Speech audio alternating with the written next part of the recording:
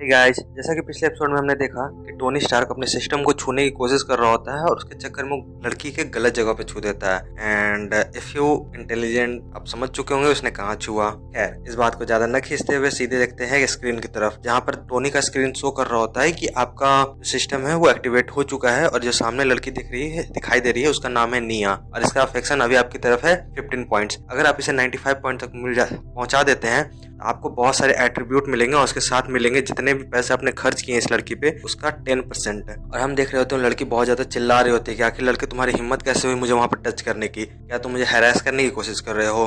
हमारे टोनी देखते हैं कि उसे समझाने की कोशिश कर रहा होता है कि नहीं मैम, मैं आपको हैरेस करने की कोशिश नहीं कर रहा हूँ, बल्कि गलती से मेरा हाथ वहाँ पर टच हो गया। खैर, मैं आपको इसके लिए कंपनसेट करूंगा, अगर आप चाहें तो मैं आपको इसके लिए कंपनसेट कर सकता हूँ। इस पर लड़की बोली थी, अच्छा तुम्हारी इतनी हिम्मत कि तुम मुझे कंपनसेट करोगे। फिर हम देखते हैं कि वो लड़की अपना फोन पे निकालती है और उसमें अपना क्यूआर खोलती है और बोलती है कि मैं यहाँ पर सारे लड़के जो इतने हैं उनको सबको खिलाना चाहती हूँ, जो भी लोग यहाँ पर खा रहे हैं उसका बिल तुम पे कर सकते हो। तो फिर हम देखते हैं टोनी शार्क अपना मोबाइल निकालता है और फटाफट से $5000 उसको पे कर देता है, जिसे देख करके वहाँ पर के सारे लोग शॉक हो चुके होते हैं। टोनी शार्क दिखाता है कि देखो मैंने सारा का सारा बिल पे कर दिया, क्या अब तुम सेटिस्फाइड हो? अगर तुम इससे भी सेटिस्फाइड नहीं हो, अगर आप चाहें तो मैं और भी ज्यादा आपको कम्पनसेट कर सकता हूँ। जो सुन के निया वापस के टोनी शार्क के बहुत ज्यादा क्लोज आ जाती है और बोलती है अच्छा, और मन ही मन सोचती है कि वाह आज क्या बकरा मिला है, आज तुम इसे अच्छे से हलाल करूंगी, इसे मैं दिखाऊं कि आखिर मैं हूँ क्या। और फिर हम देखते हैं कि टोनी स्टार्क को वो लेके जाती है। फिर हम देखते हैं कि नेहा अपना असली रूप दिखाना स्टार्ट कर देती है। वो टोनी स्टार्क को एक बहुत ही महंगे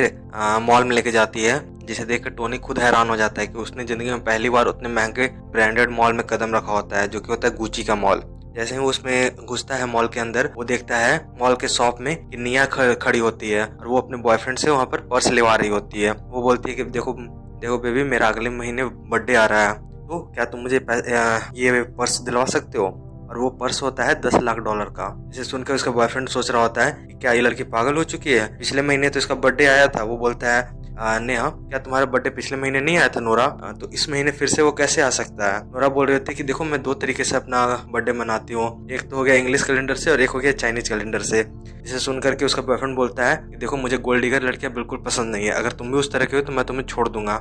इसे सुनकर के नोरा वहाँ पर शॉक हो गई होती है और फिर देखते हैं पीछे से नेहा उससे पर्स छीन लेती है। बोलती है कि लगता है तुम्हारे बॉयफ्रेंड की हैसियत नहीं है इसे लेने की, और वो उसे छीनते हुए टोनी स्टार्क को दिखाती है। बोलती है क्या तुम मेरे लिए इसे ले सकते हो? और हमारा टोनी स्टार्क तो चाहता ही है कि पैसे खर्च करना, तुरंत इस मौके को वो ग्रैब कर लेता है और बोलता है कि ठीक है, तुम इसे आसानी से ले सकती हो। और वो बोलती है कि क्या तुम इतने में सेटिस्फाइड तो नहीं हो गए? और पीछे हम देखते हैं कि नोरा इस बात को देखते ही शॉक हो जाती है कि क्या टोनी ने इतना महंगा बैग उसे दिला दिया, कहीं मैंने उसे छोड़ने में बहुत जल्दी तो नहीं कर दी? अगर मेरे पास अगर टोनी होता तो ये बैग मेरे पास होता। लेकिन फिर वो अंदर ही अंदर सोच रही होती है कि इसके बैग को खरीदने के लिए टोनी ने आखिर अपने कितने सारे महीनों की सैलरी इस पे लगा दी होगी। और टोनी यहाँ पर अपनी बात को कंटिन्यू कर रहा होता है, तुम इतने से तो सेटिस्फाइड नहीं हो गई ना, यहाँ पर जितने भी बैग्स है तुम चाहो तो उससे भी खरीद सकती हो। और बोलता है यहाँ से यहाँ तक दिख रहे हैं जितने भी बैग हैं उसे पैक कर दीजिए, और ये कपड़े जितने भी है उसको पैक कर दीजिए, ये जो यहाँ पर ये दिख रहा है इसको भी रख लो, ये दिख रहा है उसको भी रख लो, ये दिख रहा है ये भी रख लो। लास्ट में उसको नोरा खुद रोकती है, बोलती है कि नहीं नहीं नहीं, ये तो बहुत ज्यादा हो रहा है। बोलती है कि नहीं देखो ये बहुत ज्यादा हो रहा है, मैं इतना नहीं रख सकती, इतना तो मेरे घर पे जगह भी नहीं है।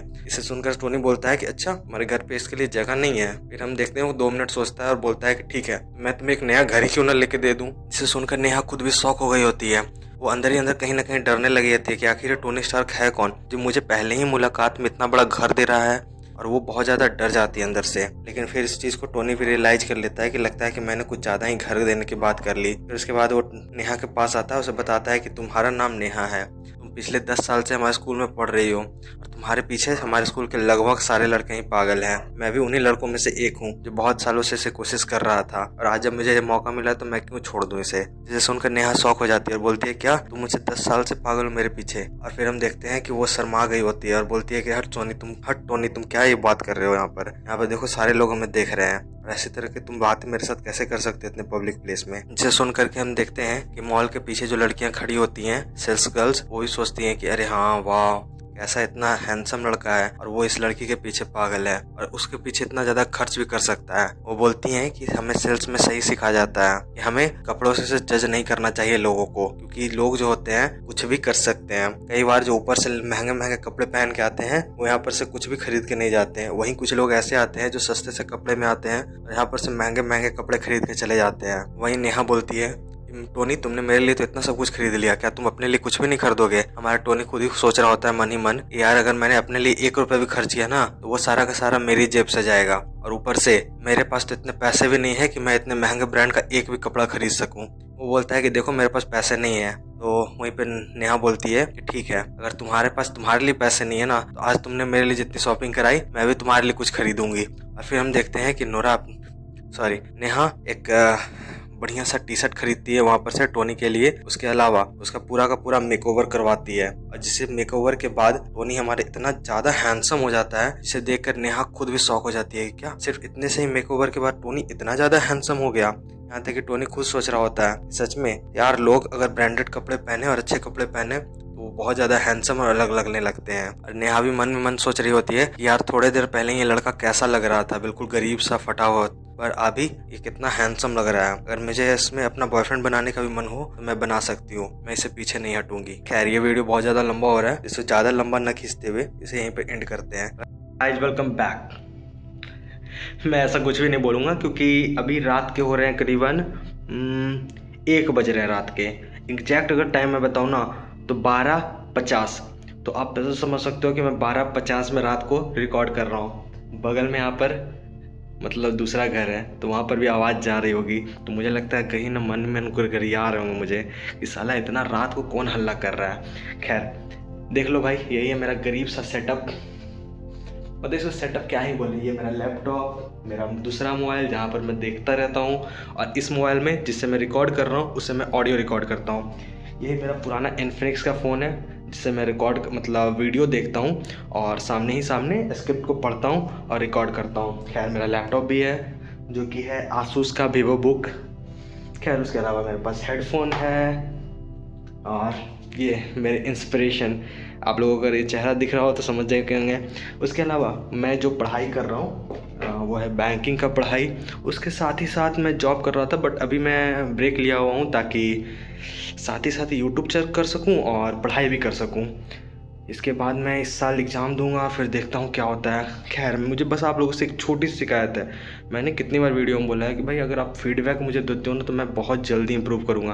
प्लीज़ थोड़ा सा अपना टाइम निकाल करके ना फीडबैक दे दो। मैं ऐसा नहीं कर रहा हूँ कि मेरा वीडियो देख करके आप मुझ में तरस खा कर सब्सक्राइब करो। मैं बस इतना बोल रहा हूँ ना कि आप बस मुझे फीडबैक दो ताकि मैं इम्प्रूव कर सकूँ। खैर मैं आपको बहुत कमाल की चीज़ दिखाता हूँ। ये देखो, लोग के पास होता है गेमिंग चेयर, मेरे पास है मेरा पुराना लकड़ी वाला चेयर। ये देखो, जब मैं इस पर बैठ करके ना रिकॉर्ड नहीं कर सकता क्योंकि हल्का सा भी जब हिलता है ना, हल्का सा भी, तो आपको सुनाई दे रहा होगा ये कैसा कचट कचट कचट कचट आवाज़ करता है। खैर मैंने ज़मीन पे ये बिछा रखा है मैट, ताकि मैं जब इस पर चलते चलते रिकॉर्ड करता हूँ ना तो मेरे चलने तक की आवाज़ नहीं आती। रात के 1 बज रहे हैं, मुझे रिकॉर्ड अभी करना पड़ता है क्योंकि बाहर इतना ज़्यादा शोर सवारा होता है ना, मतलब ऑब्वियसली मैं रिकॉर्ड नहीं कर सकता। मेरा पुराना चैनल था एक रोस्टिंग का, वो डिलीट हो चुका है जिसपे 400 सब्सक्राइबर तक पहुंच चुके थे। खैर देखता हूँ इस पर कब तक पहुँचते हैं। आप लोग जिस तरह सपोर्ट दिखा रहे हो मुझे लगता है पहुँच तो जाएंगे। खैर यार, आप बस छोटा सा सपोर्ट करो, फीडबैक दो यार, फीडबैक दो, ताकि मुझे पता चल सके कि एक्चुअली मैं कहाँ पर गलती कर रहा हूँ और मैं कहाँ पर से इम्प्रूव कर सकता हूँ। ठीक है।